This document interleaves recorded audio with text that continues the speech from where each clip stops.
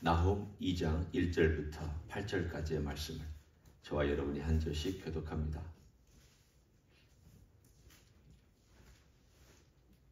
파괴하는 자가 너를 치러 올라왔나니 너는 산성을 지키며 길을 파수하며 네 허리를 견고히 묶고 네 힘을 크게 굳게 할지어다. 여호와께서 야곱의 영광을 회복하시되 이스라엘의 영광 같게 하시나니 이는 약탈자들이 약탈하였고 또 그들의 포도나무 가지를 없이 하였습니다. 그의 용사들의 방패는 붉고 그의 무사들의 옷도 붉으며 그 항우를 버리는 날에 병거의 쇠가 번쩍이고 노송나무 창이 요동하는도다. 그 병거는 미친 듯이 거리를 달리며 대로에서 이리저리 빨리 달리니 그 모양이 횃불 같고 빠르기가 번개 같도다. 그가 그의 존귀한 자들을 생각해내니 그들이 엎드러질 듯이 달려서 급히 성에 이르러 막을 것을 준비하도다. 강들의 수문이 열리고 왕궁이 소멸되며 정한대로 왕후가 벌거벗은 몸으로 끌려가니 그 모든 시녀들이 가슴을 치며 비둘기같이 슬피 우는도다. 니느웨는 예로부터 물이 모인 못 같더니 이제 모두 도망하니 서라 서라 하나 돌아보는 자가 없도다. 아멘. 이 장의 말씀은 여러분이 부분적으로 읽은 이 내용처럼 니느웨가 멸망하는 모습을 시적으로 표현하고 있습니다. 마치 본 것처럼 나훔은 유다 땅을 떠난 사람이 아닙니다. 전쟁터에서 직접 목격한 사람도 아닙니다. 하나님께서 주신 말씀을 그가 받으면서 그 전쟁이 일어나는 현장에 마치 내가 기자처럼 보고 있는, 그래서 이 일이 일어나고 있구나라고 묘사하고 있는 것처럼 오늘 우리들에게 그 당시의 현장을 전해주고 있습니다. 오늘 여기 나와 있는 파괴하는 자가 너를 치러 올라왔다고 할 때 이 너라고 하는 대상이 바로 아수르, 그리고 아수르의 수도인 니느웨를 말합니다. 그러니까 이때 니느웨가 가장 강성한 때, 어제 제가 말씀을 드린 것처럼 니느웨라고 하는 성을 중심으로 아수르가 고대 제국 중에 제일 강성하게 펼쳐져 있을 때, 누구도 그가 망하리라고 눈컵만큼도 생각하지 않고 있을 때 이 메시지를 주셨습니다. 그러니까 좀 듣는 사람들이 저 선지자 미쳤다고 그랬을 것입니다. 정신 나간 이야기 한다고 그랬을 것입니다. 왜냐하면 여러분이 지금의 미국 보고 10년 외망한다 그러면 아마 미국 정치자 지도자들이 좋아할 사람 없고 미국 사람들 좋아할 사람이 없잖아요. 마찬가지로 이 2장의 이야기는 그와 비슷한 이야기입니다. 이렇게 강성한 나라지만 하나님께서 멸망시키기로 작정했기 때문에 이제 멸망한다. 그리고 그 멸망하는 장면이 이렇다라고 오늘 본문에 보여줍니다. 니느웨는 티그리스 강변에 세운 도시입니다. 여러분이 나중에 지도를 보시면 유프라데스 강이 그 남쪽으로 흐르고 티그리스 강이 그 북쪽으로 흐릅니다. 그래서 이 강이 저 하류에 가서 둘이 만나지만 그러나 발원지는 다릅니다. 그런데 이 티그리스 강은 산 사이사이를 흐르기 때문에 굉장히 급류가 많습니다. 그래서 이 물을 가둬두고 이 물을 관리하는 것이 고대 지도자들의 최고의 목표였고 그것을 잘 이용하기도 했습니다. 니느웨는 이 티그리스 강변에 있으면서 그 물기를 빼서 수로를 만들어서 이 도시 전체를 다 돌리고 농경지에까지도 물이 가게 하고 그들이 먹고 마시는 목축지에까지도 물이 흘러갈 수 있도록 그들이 동원할 수 있는 지금으로 말하면 과학적인 지식과 기술적인 모든 것들을 다 동원해서 도시 전체를 풍요롭게 만들었습니다. 오늘 여기 보면은 그 도시에 대해서 하나님께서 묘사하는 내용이 나옵니다. 6절에 보면 강들의 수문이 열리고 왕궁이 소멸된다. 이 말은 무슨 뜻입니까? 지금 전쟁을 벌이고 있는데 아시리아 혹은 아수르라고 얘기하고는 이 거대한 제국과 전쟁을 벌이고 있는 페르시아와 메대와 그리고 바벨론이라고 하는 연합군이 이 아시리아를 공격해 들어오는 그 과정 속에서 차례로 군대들을 격파하고 드디어 니느웨를 둘러싸는 그 지경까지 왔습니다. 니느웨는 고대의 가장 강력한 성벽, 가장 강력한 왕궁이었습니다. 학자들의 묘사에 따르면 성벽의 둘레가 얼마나 두꺼운지 마차 4대가 동시에 그 성벽 위로 달려갈 수 있을 정도로 거대한 성벽을 자랑했다. 높이는 30m에 달하였고 넓이는 마차 4대가 달려갈 수 있는 그러한 폭을 가지고 있을 만큼의 두껍고 강력한 성벽을 자랑하고 있었습니다. 거기다가 물로 적군들이 오지 못하게 다 둘러서 만들었던, 아마 그 안에 있는 사람들은 이렇게 생각했을 것입니다. 우리는 난공불락이야. 절대 무너지지 않는다. 우리를 공격하면 너희들만 손해다. 그렇게 말할 수 있을 정도로 굳건한 성벽과 굳건한 도시를 자랑했습니다.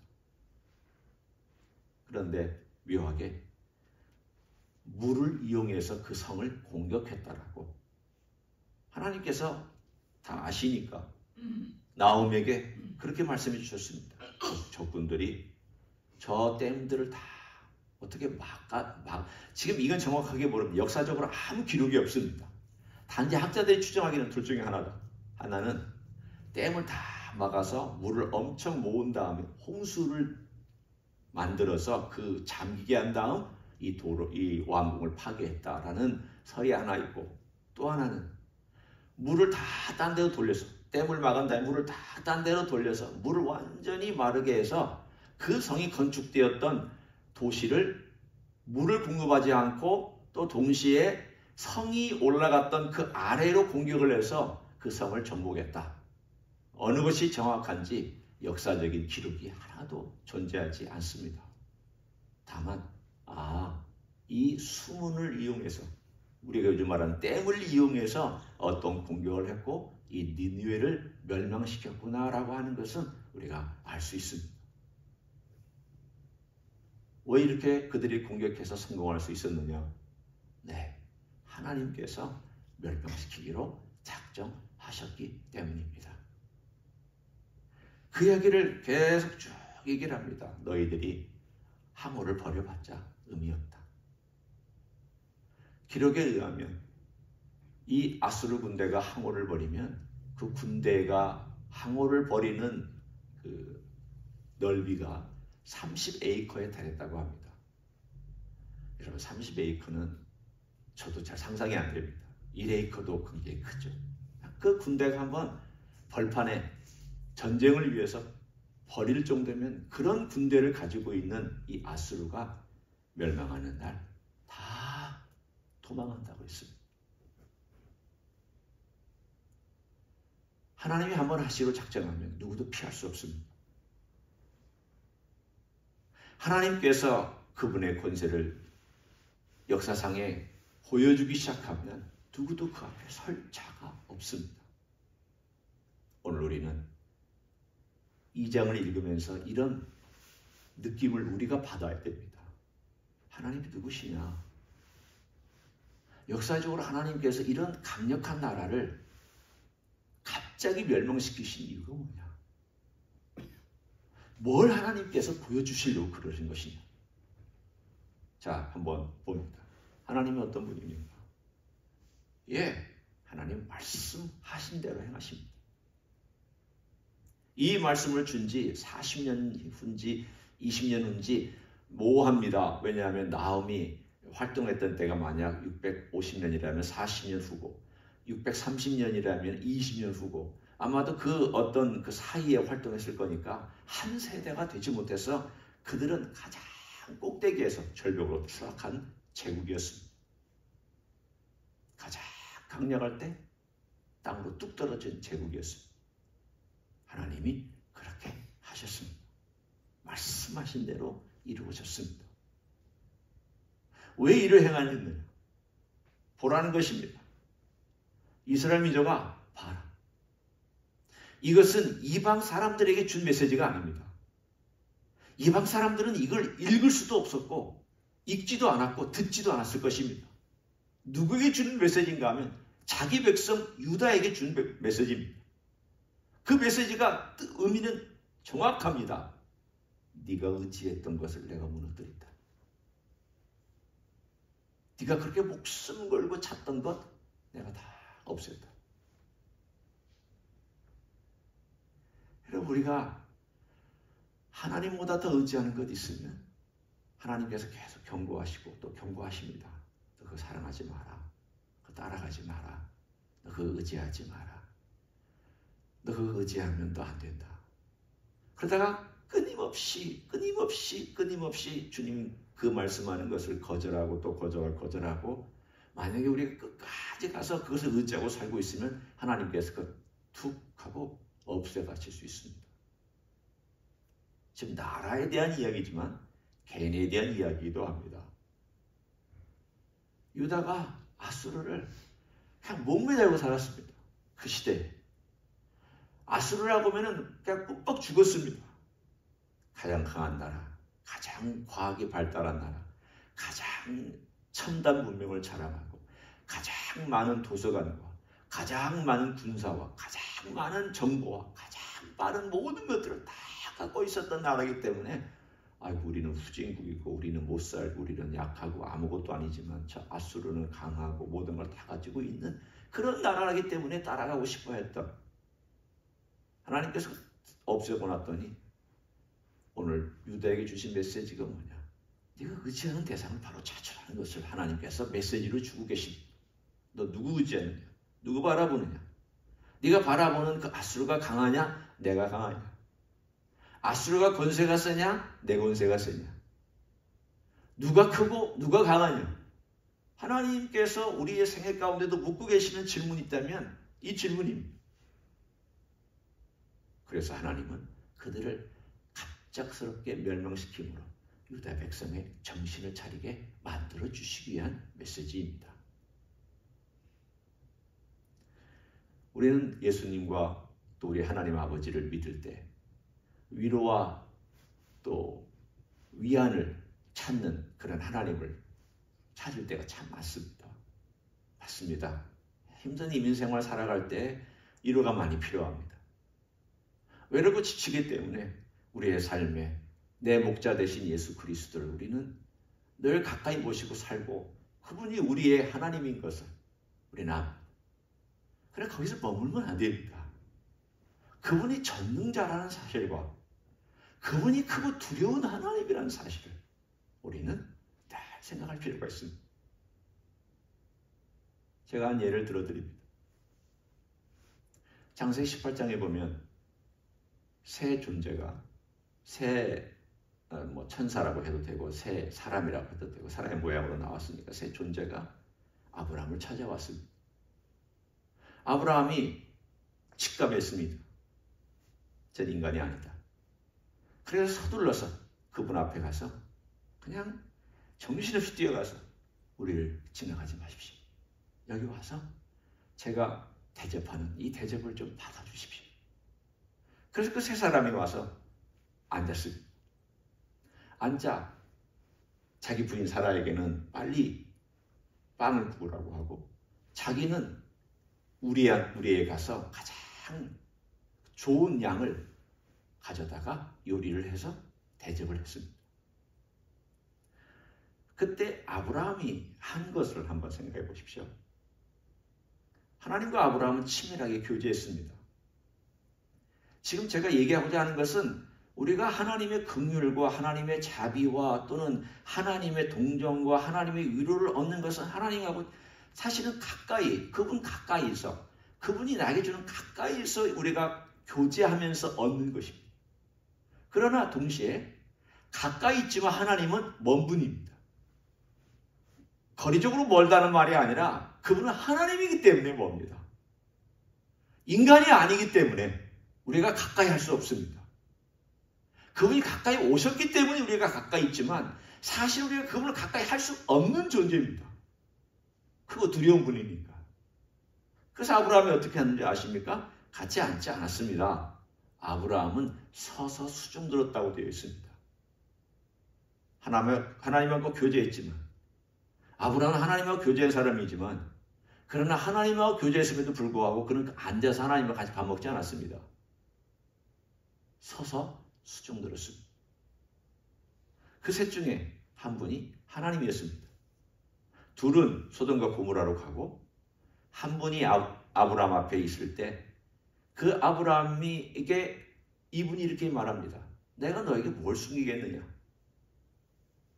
천사는 이런 말 안 합니다. 천사는 하나님의 말씀을 전달해주는 메신저 역할을 하지 내가 너에게 뭘 숨기겠느냐. 천사가 이러면 이거 천사 자격 없습니다. 하나님이 흉내내는 것이죠. 하나님이십니다. 그리고 성경에도 분명히 뭐라고 되어 있냐면 아브라함이 여호와 앞에 섰더라 그렇게 되어 있습니다. 지금 아브라함과 하나님이 대면하여 대화하고 있는 이 내용이 우리들에게는 신앙의 한 모습을 보여주고 있는 내용입니다. 바로 제가 얘기하려는 내용이 바로 하나님은 크고 두려우신 하나님이시고 동시에 하나님은 우리의 가장 가까이 계신 하나님이기도 합니다. 이 두 가지를 늘 우리의 삶 속에서 우리가 망각하지 말아야 됩니다. 크고 두려우신 하나님을 잊고 살면 하나님을 자기 친구로 합니다. 예수님을 자기 친구로 합니다. 예수님을 자기 마음대로 하려고 합니다. 아닙니다. 예수님은 내 마음대로 할 수 있는 분이 아닙니다. 우리가 올 한 해 동안 생각할 게 손대지 아니한 돌, 예수 그리스도는 손대지 아니한 돌, 인간이 손댈 수 없는 돌, 인간의 손이 닿지 않은 돌, 인간이 조종할 수 없는 돌, 인간이 타치할 수 없는 돌입니다. 내 마음대로 못합니다. 하나님이시니까. 우리 예수님은 하나님이시니까. 그런 크고 두려우신 하나님을 대하는 우리의 자세가 예수님을 대할 때 크고 두려운 하나님. 내가 예수님 앞에 설 때는 두려운 마음으로 서서 수종드는 마음으로 서 있어야 되겠구나. 그 예수님이 하나님 아버지를 뭐라고 소개하는 줄 아십니까? 요것까지 제가 소개해 드립니다. 누가복음 12장에 보면 예수님이 이 땅에 계셔서 제자들과 함께 바리새인들과 함께 계시는 그때에 이런 말씀을 해주셨습니다. 내가 내 친구 너에게 말하노니, 지금 친구라고 말하는 걸 보니까 제자들입니다. 몸을 죽이고 그 후에는 능히 더 못하는 자들을 두려워하지 말라. 아마도 바리새인이나 사두개인이나 헤롯 당원이나 이런 사람들은 사실은 백성의 생명을 마음대로 할 수 있는 권한도 있었습니다. 종교적인 재판도 할 수 있었고 또 군사적으로나 정치적으로 재판할 수도 있었던 권한을 갖고 있었습니다. 그런데 그런 사람 두려워하지 마라. 그리고 뭐라고 그 다음에 했는가 하면 굉장히 중요합니다. 마땅히 두려워할 자를 내가 너에게 보이리니 곧 죽인 후에 또한 지옥에 던져 넣는 권세 있는 그를 두려워하라. 내가 참으로 너에게 이르노니 그를 두려워하라. 예수님께서 이 땅에 오셔서 누구를 두려워하라고 말씀하셨냐면 하나님 아버지를 두려워하라고 2번씩이나 말씀하셨습니다. 한 절에 두려워하라. 참으로 왜 예수님께서 이 말씀을 하셨겠습니까? 너희들이 진짜 하나님을 두려워한다면 그렇게 못 살 거다. 맞습니다. 사실은 제가 하나님을 두려워한다면 그렇게 함부로 말할 수 있을까? 내가 하나님을 두려워한다면 그렇게 행동할 수 있었을까? 제 안에도 어떤 행동들과 위기의 순간에 내가 택한 것들과 위기의 순간에 내가 표현했던 말들을 보면 하나님 두려워하지 않기 때문에 그런 말들을 했습니다. 지금 제가 여기서 얘기하는 것은 평상시도 얘기하고 있지만 여러분이 위기의 순간과 위급한 순간에 닥쳤을 때 여러분이 택한 행동을 제가 얘기하고 있습니다. 여러분 수모당했을 때 여러분 어떤 반응을 보이셨습니까? 여러분 공격당했을 때 어떤 반응 보이셨습니까? 여러분 돈이 다 사라졌을 때 어떤 반응 보이셨습니까? 건강 다 잃어버렸을 때 어떤 반응 보이셨습니까? 내 마음대로 해버렸잖아요. 내가 말하고 싶은 대로 말했잖아. 내 감정대로 쏟아놨잖아. 왜 그랬을까요? 예, 뭐 우리가 원래 연약한 인생이고 우리의 본능이 그러니까 그런 거 맞아요. 그렇지만 희망적으로 제가 얘기하면 하나님을 두려워하지 않았기 때문입니다. 우리 예수님조차도 하나님 아버지 두려워해라. 내가 다시 말한다. 두려워해라. 예수님이 이런 말씀하셨으면 도장 찍은 거 아닙니까? 피어리어드 끝 찍은 거 아닙니까? 더 이상 토를 달지 말아야 돼요. 아, 그렇구나. 내가 하나님을 두려워하지 않았구나. 그래서 내가 이렇게 못된 사람처럼 못된 말을 하고 못된 생각을 하고 못된 행동을 하고 못된 태도를 취하고 못되게 그렇게 사람들을 대했구나. 혹은 결정들을 했구나. 우리 하나님 아버지 앞에 오늘 도전해 주시는 메시지가 바로 이것입니다.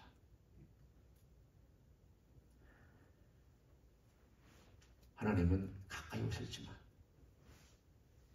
동시에 크고 두려운 분입니다. 예수님도 그렇습니다.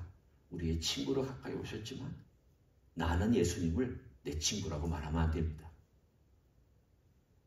예수님이 나를 친구라고 말하는 건 오케이예요. 괜찮아요. 그건 아주 좋은 거예요. 예수님이 그렇게 말씀하셨어요. 그렇지만 내가 예수님 보고 내 친구야. 이건 아닙니다. 그건 아니에요. 우리의 삶은 예수님 고맙습니다. 나를 친구라고 불러주셔서 감사합니다. 나 같은 인생을 친구라고 불러주시다. 이게 은혜를 아는 사람이지. 예수님 내 친구예요. 이건 은혜를 모르는 사람이에요. 예수님이 누군지를 모르는 사람이에요. 오늘 우리의 삶은 가까이 다가와 주신 예수님 때문에 고맙고 감사하고 그게 은혜고 그게 너무 귀하고 존귀해서 우리 예수님의 그 은혜 앞에 동시에 예수님을 크고 두려운 하나님으로 모시고 살며 그분을 그렇게 대우해드리는 건강한 신앙생활, 이러한 신앙생활을 여러분이 평생 꾸준히 해나가시기를 예수님의 이름으로 간절히 축원합니다. 기도하겠습니다. 이 시간 통성으로 기도합니다. 우리 예수님은 우리 곁에 오셨습니다. 우리를 위해서 죽으실 정도로 우리를 사랑하시고 우리 곁에 같이 계신 임마누엘이 하나님이십니다. 그렇다고 내가 내 마음대로 손대며 내 마음대로 조종할 수 있는 그러한 하는 분으로 대하여도 안 됩니다. 그분은 하나님이십니다. 크고 두려우신 하나님이십니다.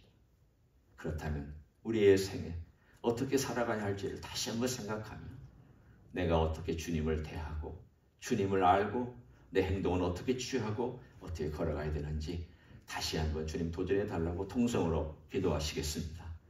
하나님 아버지 감사합니다. 오늘도 우리가 주님 앞에 있습니다. 주여 크고 두려우신 하나님을 우리가 바라봅니다. 주님 함부로 행한 것을 용서해 주시기를 원합니다.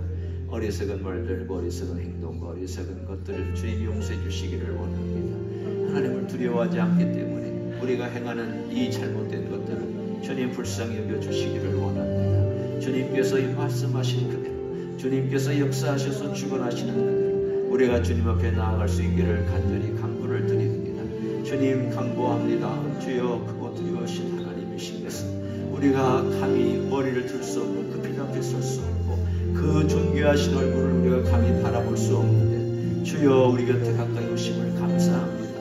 우리의 죄를 위하여 죽으신 것을 감사합니다. 그 두려우신 하나님의 존귀하심을 오늘 우리가 마주 대하며 주님 우리의 죄악과 허물과 우리의 잘못된 모든 것들을 주님의 보혈로 깨끗하게 씻어주시고 정결하고 거룩한 피되고 거룩한 몸이 되고 거룩한 존재가 되어 우리 주님을 만날 수 있기를 간절히 간구를 드립니다.